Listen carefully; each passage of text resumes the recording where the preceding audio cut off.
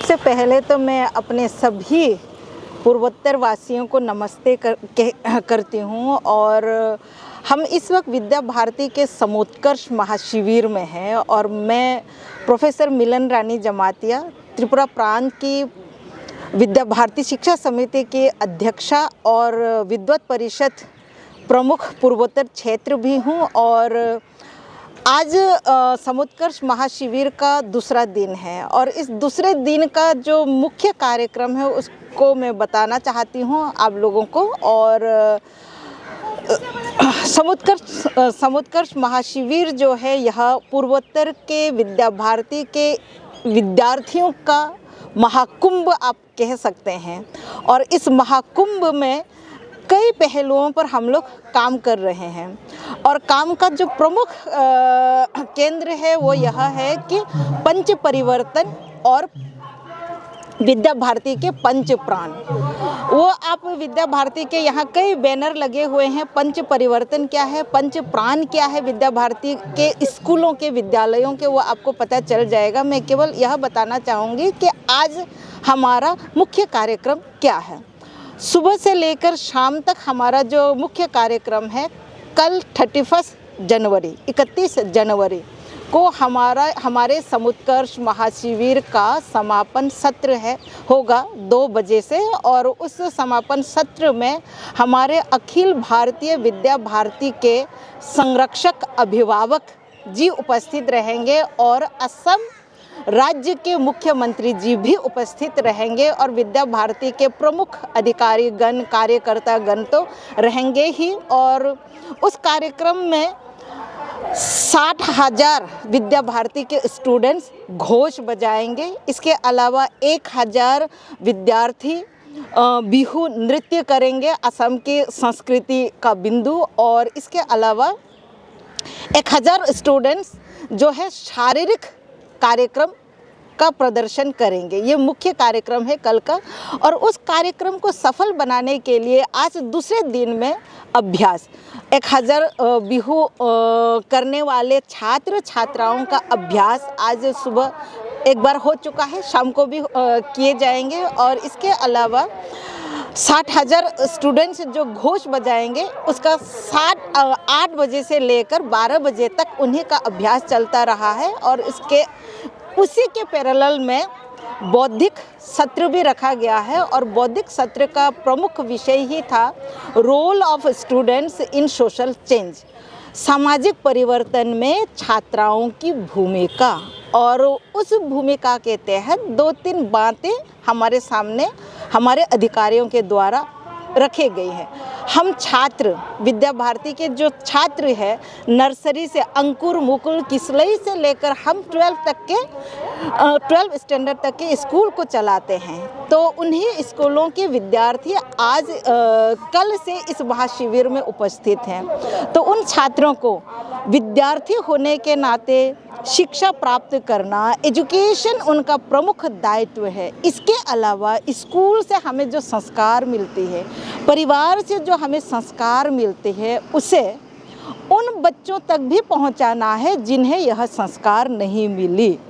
और पंच परिवर्तन के कार्यों में जैसे हमारा भारत आज़ादी का 100वां वर्ष 2047 में मनाएंगे, तब हम अपने भारत को पूरे विश्व में किस स्थान पर देखना चाहते हैं। और हम एक नंबर पर देखना चाहते हैं। हम विश्व गुरु कहलाते थे और हम कहलाएंगे। और हम सोने का चिड़िया देश के नागरिक हैं और हम उस दिशा की ओर लगातार बढ़ रहे हैं। इस दृष्टि से बच्चों को, विद्यार्थियों को यह बौद्धिक दिया गया है कि पर्यावरण संरक्षण हमारे जीवन का परम कर्तव्य है। छात्रों का शिक्षा के साथ साथ पर्यावरण की सुरक्षा भी हमारा परम कर्तव्य है। वे अभी छोटे हैं, इसलिए उनको छोटा काम ही बताया गया है कि कम से कम साल में एक पेड़ लगाएं और उसकी सुरक्षा की दायित्व हर एक विद्यार्थी लें। जल संरक्षण बहुत जरूरी है। समतल भूमि में रहने वाले सारे नागरिकों को जल की सुविधा प्राप्त होती है और जल का दुर्व्यवहार भी करते हैं। लेकिन पहाड़ी क्षेत्रों में रहने वाले उनको हर साल कुछ महीनों के लिए जल की बड़ी असुविधा सहनी पड़ती है। सभी लोगों के लिए जल सुलभ हो, सभी लोगों को जल प्राप्त हो, इसके लिए हर विद्यार्थी, चाहे पहाड़ी क्षेत्रों के विद्यार्थी हो चाहे समतल क्षेत्र के विद्यार्थी हो, जल संरक्षण उनका दूसरा परम दायित्व है। और इसके लिए एक छोटा काम ही बताया गया है कि जहाँ कहीं भी विद्यालय में, परिवार में, कहीं समाज के किसी गली से हम गुजरते हैं, अगर पानी बह रहा हो, नल खुला हो, तो उस नल को बंद कर दिया जाए। हमारे घरों में मेहमान आते हैं, हम पूरा ग्लास भरकर उन्हें पानी देते हैं, लेकिन कभी कभी हर मेहमान पूरा ग्लास पानी नहीं पीते हैं, तो हम आधा ग्लास पानी दें। आधे ग्लास अगर हर परिवार में हर एक व्यक्ति के लिए बचाया जाएगा तो उन भारत में इतनी जनसंख्या है, हर घर में अगर यही संस्कार आएगी तो जल का संरक्षण अपने आप हो जाएगा। हमने बच्चों को आज के बौद्धिक में यह सिखाया है कि आजकल छोटे विद्यालय के मीन्स छोटे छोटे बच्चों को, छोटे स्टूडेंट्स के पास भी स्कूटी या बाइक होते हैं। नागरिक कर्तव्य ट्रैफिक रूल को मानना है। जो बाइक चलाते हैं, जो स्कूटी चलाते हैं, वे अपना नागरिक कर्तव्य समझें और पहला नागरिक कर्तव्य है कि देश का जो कानून है उसे कभी न तोड़ें।